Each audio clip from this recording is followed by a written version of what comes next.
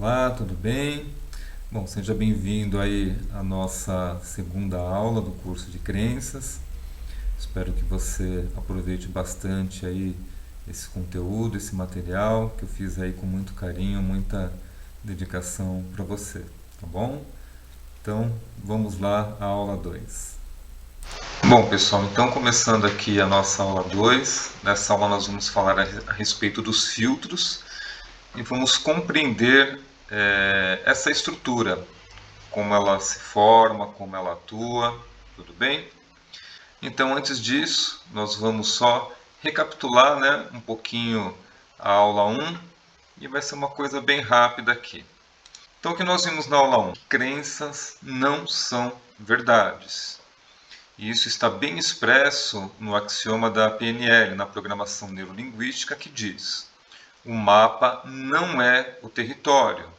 Isso é, um mapa nada mais é do que a representação de um território. Da mesma forma, nossas crenças são apenas interpretações da realidade. Toda crença é limitante, pois toda crença, seja ela qual for, irá filtrar nossas percepções e nos colocar uma caixinha, né? Um aquário. Ela vai criar limites aí do que a gente pode perceber. 3. O que existe são as crenças que geram alinhamento e desalinhamento de vida, de propósito. Tudo bem? Então, vamos lá. A fábrica de crenças. Temos uma grande indústria de crenças operando 24 horas por dia, pois existem diversas fábricas operando ao mesmo tempo. No sistema educacional, nas mídias, no jornalismo, publicidade, marketing, né, nas redes sociais, nas religiões, na política, no direito, na saúde e por aí vai. Veja bem, o efeito placebo é a cura, né, entre aspas aí, pela crença, tá? Então, quando a ciência ela percebe isso, né, ela começa a trabalhar com a questão do efeito placebo, ela percebe que existe sim o poder do efeito placebo aí, então é onde a gente vai ver o poder da crença a nível biológico.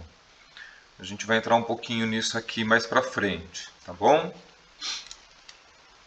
Eu queria resgatar aqui um exemplo que nós demos lá na primeira aula sobre um exemplo político. A ideia aqui não é debater sobre isso, tá? Mas a gente vê, por exemplo, crenças que são poderosas aí, né? Então, um bom tempo atrás aí a gente teve um político aí que começou a usar o marketing para colar a crença do rouba mais faz. Eu acho que vocês devem recordar a respeito disso. E o que acontece, né, pessoal? Olha o grande perigo, né? Então você insere essa crença, né? Você vai martelando, você vai trabalhando ela constantemente dentro da sociedade, ao ponto de você colocar isso como algo aceitável, né? Como uma verdade ali, né? E você vai aos poucos querendo fazer com que as pessoas aceitem isso como algo normal. Então o que a gente vai ver? Que essa, por exemplo, é uma crença que ela está a favor do quê? Ela está a favor da corrupção de caráter, da corrupção dos valores, da ética. Né? Olha o poder de uma crença.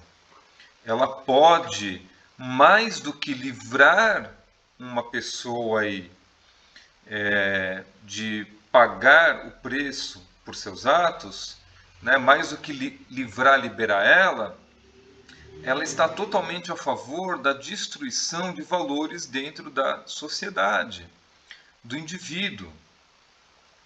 E qual que é uma questão aí, né? Infelizmente, grande parte das pessoas, elas assumiram a crença de que ser inteligente é, por exemplo, fraudar dados para criar aí uma roupagem bonita, para deixar algo aceitável ali, né? Ela é para gerar alguma credibilidade dessa forma, para manipular, né? é inteligente você ser um manipulador. Então, a gente quer classificar que ser inteligente é ser esse manipulador, é a pessoa que ela faz acordos onde se leva vantagem. Ao invés do quê? Ao invés da gente desenvolver crenças e buscar trabalhar crenças, por exemplo, de que encontrar a solução para dados reais, por mais que sejam desagradáveis, é que deveria ser, na verdade, ser realmente inteligente. Isso deveria ser inteligente. A crença de que você ser honesto, você ser sincero, deveria estar mais alinhada a ser inteligente do que ser um manipulador. E se você for honesto e você for analisar na nossa sociedade, você for olhar realmente de uma forma imparcial, você for honestamente fazer uma avaliação, você vai ver, tá, que a maior parte das crenças que são inseridas na sociedade por essa indústria da crença, a maior parte são para corromper o caráter, os valores éticos e morais. Para você olhar, para você perceber. Não é à toa que a sociedade está bem desestruturada. Vamos olhar aqui, um outro exemplo. Exemplo de crença sobre dinheiro. É difícil ganhar dinheiro. O problema aí é que se você for pegar aí esses magos da crença aí, né, alguns coaches aí, eles vão dizer que, nossa, isso é uma crença limitante, né? Onde já se viu, isso é limitante, vão condenar você por isso. Bom, pessoal, essas pessoas que fazem isso são extremamente sem noção. E elas não percebem justamente isso, né? O quanto elas são limitadas pelas próprias crenças. Então ela acha que ela é perspicaz sobre a crença do outro, mas ela não consegue perceber a própria crença, né? O quanto ela é limitante na própria visão. O que acontece? Imagina que o meu objetivo de vida, o meu propósito, né, aquilo que de repente eu estou buscando para mim, enquanto indivíduo, é, por exemplo, me tornar um monge, ou me tornar um franciscano, ou querer fazer parte de alguma comunidade mais alternativa, ou eu quero fazer algum projeto aí com alguma ONG, alguma instituição para ir morar lá, fazer um trabalho com os índios, né, ou sei lá, ir para a África, fazer trabalhos de repente comunitários aí. Percebe como que esta crença de repente poderia me prejudicar ou poderia gerar desalinhamento neste meu propósito, na minha vida? Será que na verdade essa crença não poderia me ajudar e me impulsionar, fazendo que até eu sofra menos com a questão do próprio desapego? Porque se eu tenho crenças que geram apego em mim, por exemplo, apego material, ela pode me fazer sofrer e me dificultar muito em fazer certas transições ou me colocar disponível para coisas que têm mais a ver de fato com a minha essência, com o meu propósito de vida. Por isso que a gente tem que sair, romper esse pensamento de que existem uma lista de crenças limitantes, né? Ou de crenças que são erradas, colocar uma lista, né? Criar uma lista de crenças que são realmente prejudiciais ou condenáveis. Por isso que a gente tem que ter muita atenção com essa fábrica de crenças, tá? Essa indústria maçante que existe. E de pessoas que muitas vezes não têm sensibilidade para entender que não existe uma lista de crenças boas e ruins. Não existe uma lista de crenças limitantes. A gente tem que sempre olhar para o objetivo de vida daquela pessoa, de propósito dela, para a gente poder realmente verificar se as crenças que você sustenta elas vão gerar alinhamento ou desalinhamento de vida. Tudo bem? Entendendo os filtros. Então, pessoal, os filtros são como uma série de lâminas. 1, 2, 3, 6, 8, 10. Ao estudar a estrutura do self, iremos nos deparar com uma estrutura capaz de assumir qualquer forma, identidade, ponto de vista, sensação e corpo dentro do espaço-tempo. Entretanto, iremos também nos deparar com a existência de preferências assumidas geradas por crenças e julgamentos atreladas a uma localização espaço-tempo em relação ao momento em que essas preferências foram assumidas e confirmadas como sendo eu ou o outro. Essas preferências atuam como uma lâmina transparente, criando sobreposições que transformam sua percepção das coisas e de si mesmo. É como um projetor, quando a luz passa pela imagem e se projeta na tela. Algumas das lâminas não podem ser percebidas facilmente, pois a gravação contida nela foi reprimida, criando a impressão de ter sido esquecida ou apagada, causando bloqueios dos sentimentos primários que estão dentro da pessoa. Este é um evento que busca afirmar automaticamente a sobreposição como única escolha, como verdadeira. A imagem projetada através dessas lâminas sobrepostas é sentida como: este sou eu, isto é parte de mim, é assim que eu sou, é assim que as coisas são. Então, o que acontece? Você tem aqui o sentimento primário. Quando você tenta expressar esse sentimento primário, ele bate aqui nesse filtro, refrata, e ele vai batendo e refratando por todos, até ele vir aqui e ter a expressão. Então, o sentimento interno, ao passar pelos filtros, refletindo uma expressão diferente, cria uma outra realidade. Por exemplo, eu quero aqui expressar amor. Só que quando eu venho nesse sentimento primário e quero expressar amor, ele começa a rebater nesses filtros, e o que eu vou expressar aqui depois vai ser talvez uma mágoa, um rancor, um medo, uma angústia. Eu vou talvez reviver a experiência de um trauma. Então eu não consigo, eu tenho dificuldade de simplesmente expressar de uma forma direta e plena um sentimento primário. Tudo bem? Tudo, objetos, palavras, escrita ou verbal, cores, imagens, carregam informações que, por sua vez, carregam um sentimento, um afeto que, ao interagir com o nosso sistema, a informação passa pelos filtros, refratando. A expressão interna é transmutada, criando um desalinhamento entre interno e externo, entre a minha parte interior e esse exterior. Então, aqui eu fiz uma ilustração. O que acontece aqui? Nós temos aqui um filtro, vamos supor que ele é magenta, um filtro que ele é amarelo. Quando a luz passa aqui, você vai ter vermelho. Então, isso é a realidade projetada. Acredito na existência de vermelho e não percebo que vermelho não existe, mas a junção de magenta com amarelo. Isto não sou eu, não o outro. Isso é uma criação pessoal.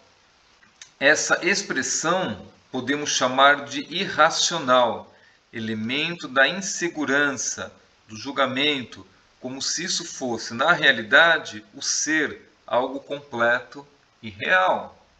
Tudo bem? Isso ajuda a ilustrar a principal dificuldade na abordagem psicanalítica, ou para ampliar as abordagens terapêuticas de uma forma geral. Fazendo uma analogia com um projetor, o que ocorre é que quando algo recebe energia psíquica, que seria a luz, ao passar pelos filtros, exemplo, magenta e amarelo, irá projetar na tela lá o vermelho. Se quisermos eliminar vermelho, provavelmente iremos à procura da cor vermelha, que neste caso não existe como fonte geradora, mas sim como resultado de uma combinação que está criando vermelho. Se vermelho representar um sentimento de raiva, medo, angústia, fobia ou até mesmo uma doença que está lá sendo somatizada, indo à procura de vermelho, ao invés das sobreposições, responsáveis pela criação de vermelho, teremos uma grande dificuldade de encontrar a causa. Por isso, perde-se muito tempo e dinheiro tratando sintomas. Vamos ver aqui um exemplo. Então, eu tenho aqui a crença magenta, que a crença seria: todos na minha família são obesos. Tudo bem? E qual que seria o julgamento aqui amarelo?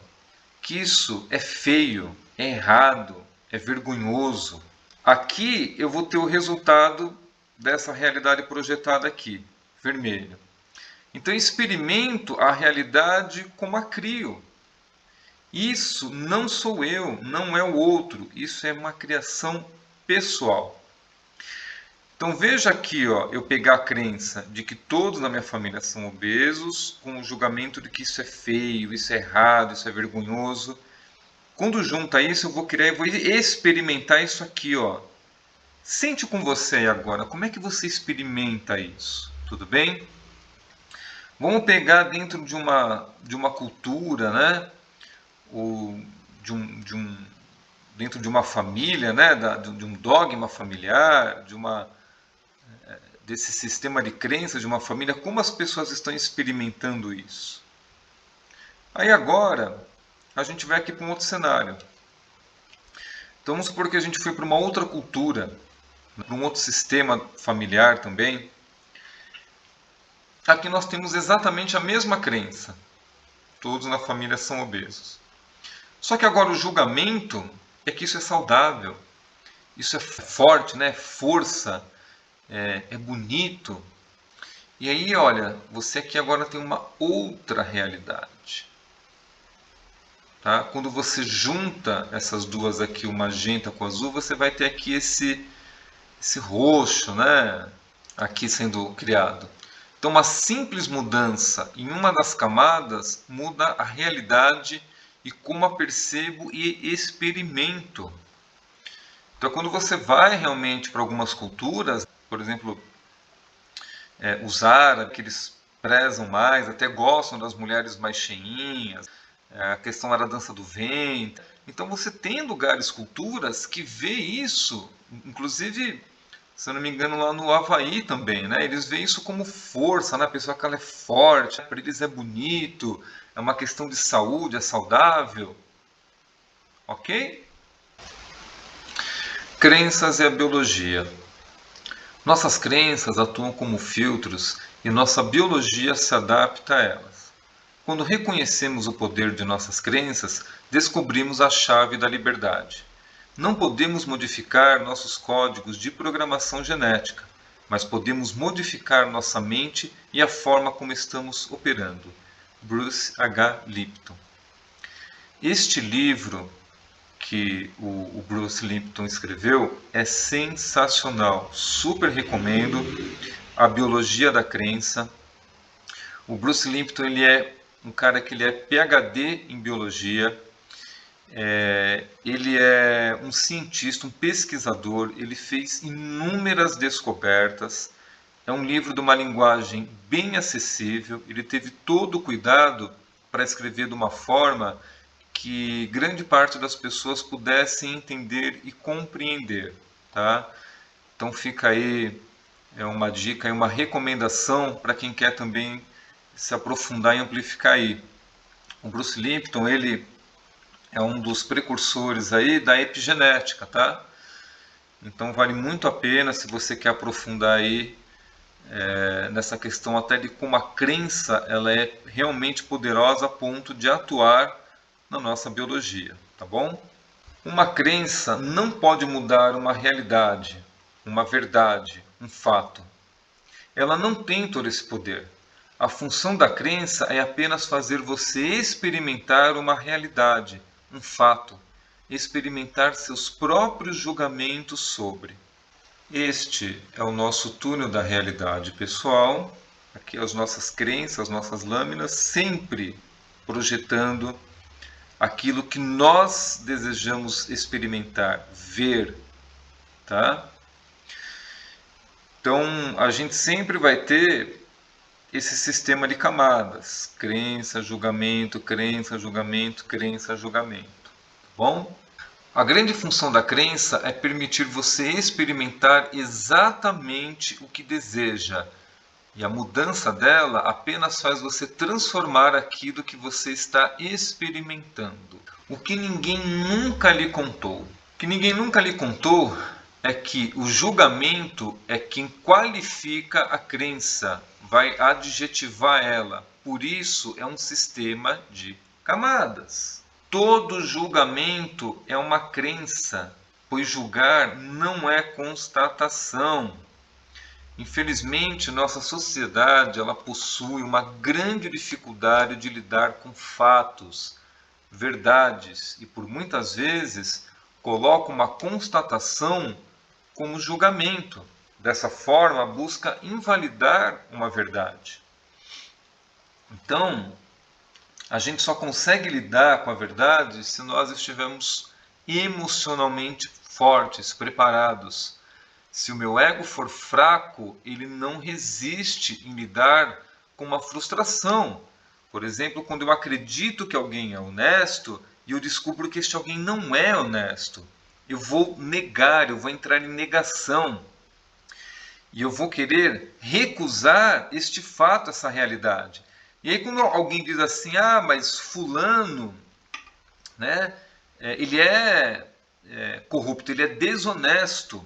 Você vai dizer que não, que é um julgamento da pessoa que é um absurdo, que não é nada disso, e vai querer muitas vezes justificar aquilo que é errado, percebe?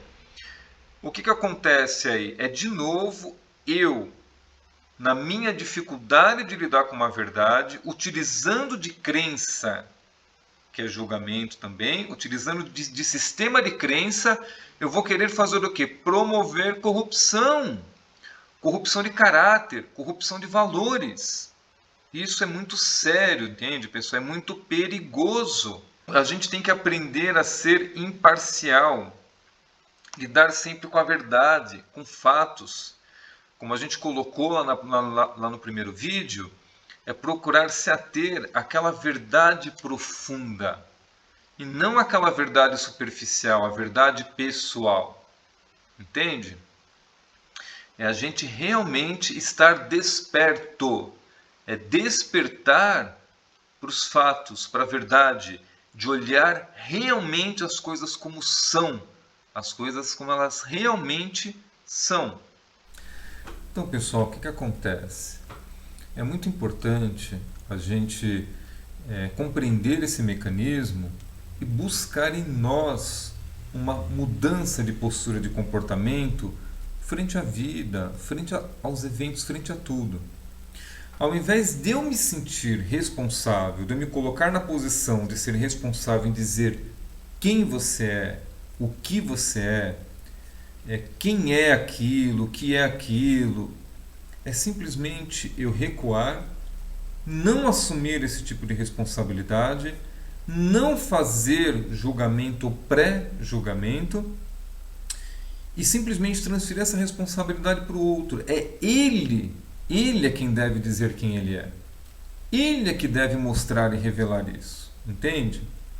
Então eu simplesmente permitir que aquela pessoa, ela, no decorrer do tempo que eu estou tendo contato com ela, me relacionando com ela é que vai dizer se ela é confiável, se ela é honesta, se ela realmente age com sabedoria, se ela é uma pessoa humilde ou arrogante, se ela é uma pessoa que sabe respeitar o espaço dos outros, né? Se ela é uma pessoa fria ou afetiva, entende?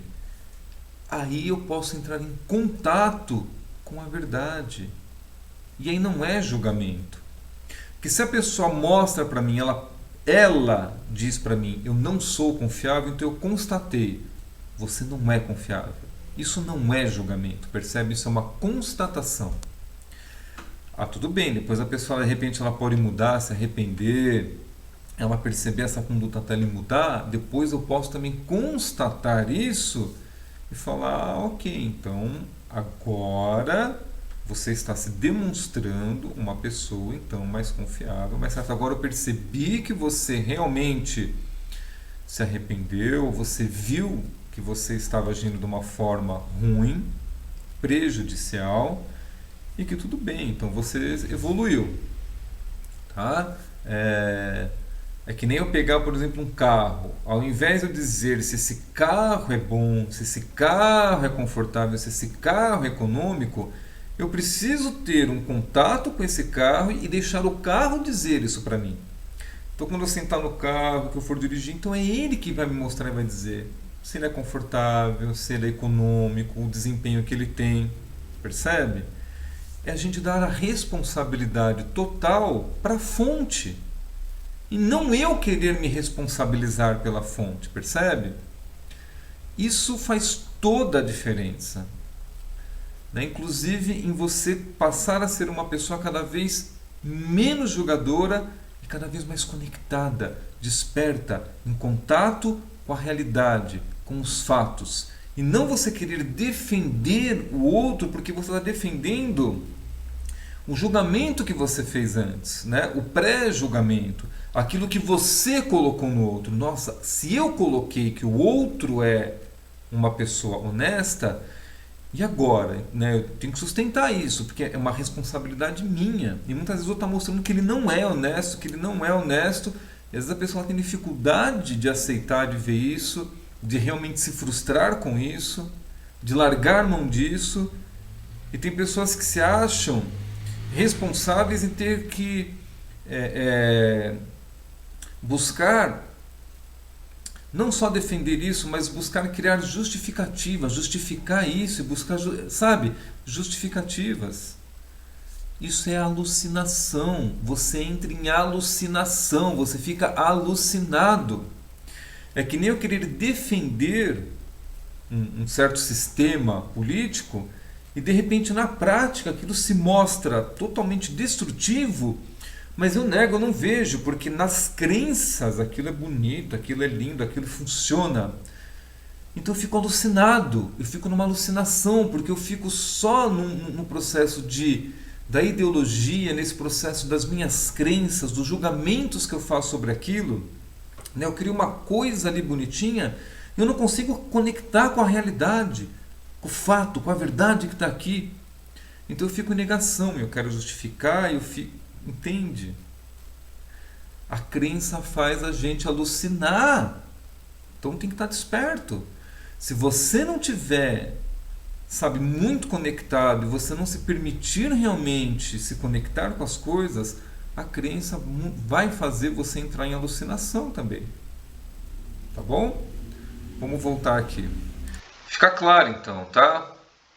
A gente sempre, todo mundo, você sempre vai ver aquilo que você quer.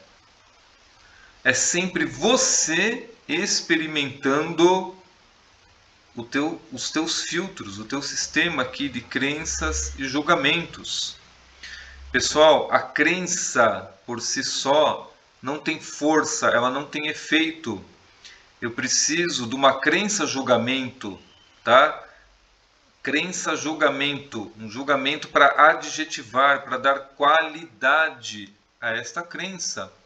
É o julgamento que vai fazer eu experimentar essa crença como certa, como errada, como boa, como prejudicial. É esse julgamento que vai fazer eu condenar algo, aceitar algo. É este julgamento que vai dar essa força, que vai ativar a crença. O julgamento é o ativador da crença. Tudo bem? Então nós temos diversos tipos de crenças. Nós temos as crenças transparentes, que a maioria, né, são essas crenças que elas já foram instauradas lá mais na nossa infância, adolescência, e elas se tornaram transparentes para nós. É justamente essas crenças que impedem, inclusive, a gente de aceitar e ver a verdade como é. Tá? As crenças julgamentos, que são crenças que têm função de qualificar as coisas, de ativar as crenças aí. Né? É através desses julgamentos que a gente vai experimentar aquela realidade. Tá? Nós temos aí um tipo de crença que a gente chama de crença pré-requisito. Essa crença, ela é uma crença bem problemática, porque é aquela crença que a pessoa fica assim, quando eu tiver um carro, aí eu vou conseguir fazer tal coisa. Quando eu tiver um curso X, aí eu vou conseguir, né, esse emprego, me mexer, fazer e tal. Quando eu tiver tal idade, quando eu tiver... Entende? A crença pré-requisito. Ela fica criando um monte de pré-requisitos do que eu tenho que ter, do que eu tenho que ser, do que eu... Sabe? Sempre. Para quê? Para eu atingir um certo objetivo. E normalmente essa crença pré-requisito, ela vai jogar a pessoa num processo de sabotagem muito grande. Porque a pessoa diz assim, quando eu terminar o colegial eu vou. Aí ela termina, aí não é suficiente. Não, mas agora eu tenho que ter a faculdade. Mas ainda não é suficiente. Então agora eu tenho que fazer a pós-graduação. Mas ainda não é suficiente. Não, agora eu tenho que ter o mestrado. Entende? Ela sempre vai colocar um pré-requisito para você alcançar, né, um certo objetivo. Tudo bem? Aí nós temos aí essas crenças sabotadoras, né, que essas que geram desalinhamentos. E a gente tem aí uma série de crenças sabotadoras, né? Nós temos aí as crenças impulsionadoras, que é essa que cria alinhamento para nós. E por aí vai, a gente tem uma definição grande aí de crenças, tudo bem? Não é tão simples como colocam por aí, tá? Ela não é tão simples assim. Então, mais uma vez, né, tem que tomar cuidado aí com essa fábrica também aí de magos e milagrosos, né, e pessoas que têm as soluções mágicas aí. Não é bem assim, tá, pessoal?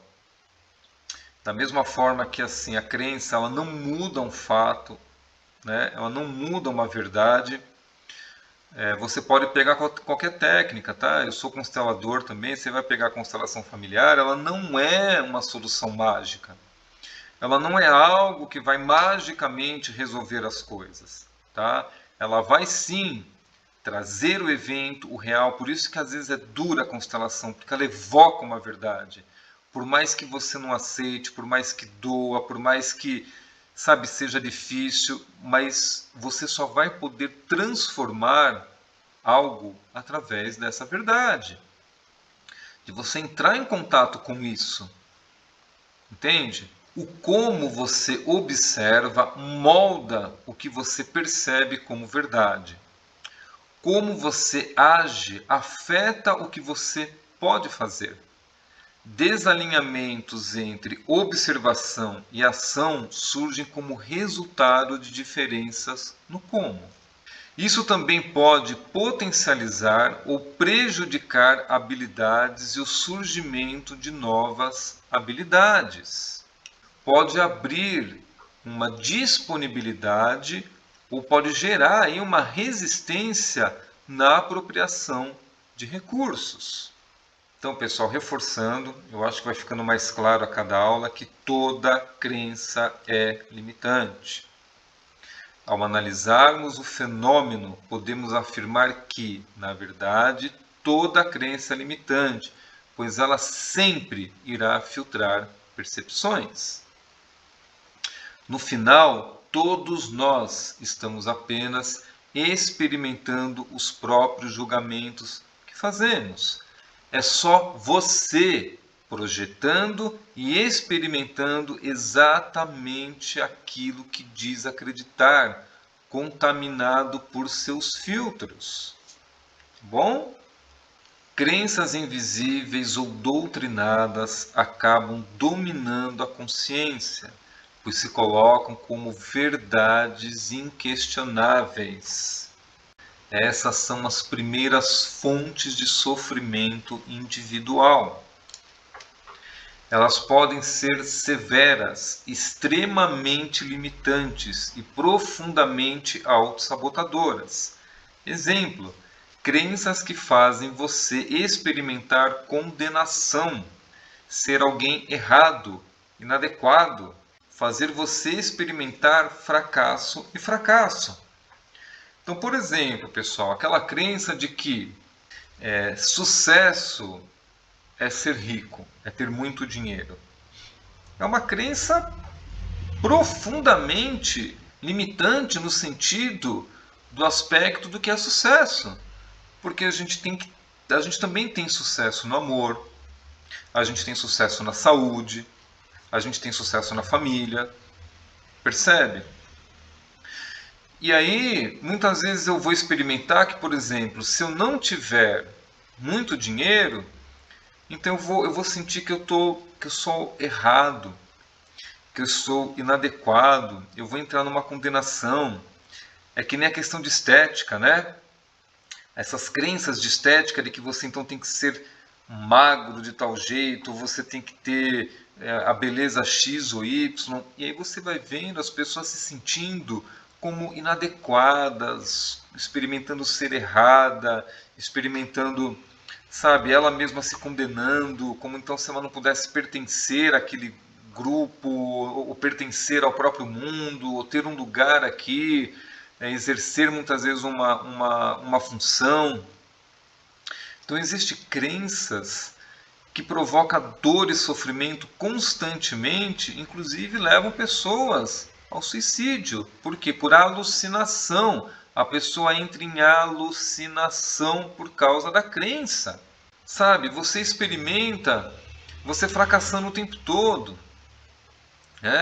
Então, é a pessoa que às vezes ela não atinge aquele padrão de beleza, então ela sente que ela fracassa, ela não atinge aquele padrão de peso, então ela se sente o tempo inteiro fracassando, ela não atinge aquela meta de ganho financeiro, então ela vai se sentir fracassada. Entende? É reduzir muito o ser e o potencial humano. É alienação profunda. Alienação, alienação e alienação, que gera alucinação. Toda vez que você deixar de examinar uma crença ou tomá-la pela verdade inquestionável, sem poder inspecioná-la, você estará assumindo adentrar em uma esfera desconhecida e sem saber os reais efeitos, impactos que isso poderá ter em sua vida.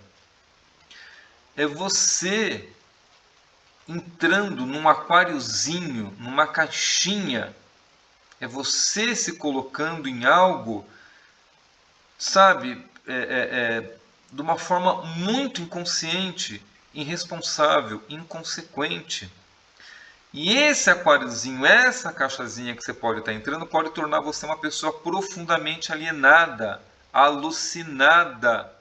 E isso pode fazer você desenvolver doenças, sintomas. Tá bom? O que existe são as crenças que estão alinhadas ou desalinhadas com propósitos e objetivos. Um bom trabalho com crenças requer um processo delicado, profundo e abrangente. É preciso investigar, gerar as conexões e encontrar os desalinhamentos. Somente assim pode-se realmente promover uma real mudança. Para isso, precisamos lidar com defesas e das ferramentas certas. Bom, pessoal, estamos encerrando aqui a nossa segunda aula sobre crenças. Eu sei que às vezes eu me faço um pouco repetitivo em algumas questões, é proposital, tem coisas que a gente precisa sim bater, mostrar para poder entender, para poder fixar, tá? Olhe esse material com cuidado. Analise você, a partir de você, da tua consciência, do teu eu. Seja imparcial, seja verdadeiro, seja honesto. Procure entender a profundidade disso que nós estamos compartilhando aqui. Procure reavaliar a sua conduta, as suas crenças, o seu olhar realmente para as coisas. Procure entender esse mecanismo de olha como você está o tempo inteiro experimentando exatamente aquilo que você julga, que você acredita.